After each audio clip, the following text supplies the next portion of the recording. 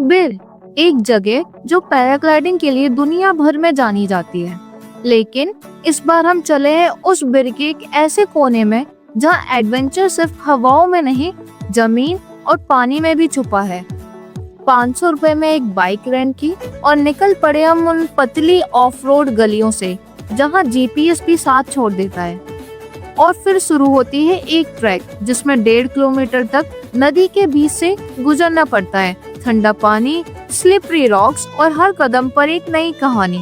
यहाँ गाइड सिर्फ रास्ता दिखाने के लिए नहीं, हर क्लाइंब, हर क्रॉस पर आपका सहारा बन जाता है। बिना उसके ये ट्रैक मुश्किल है।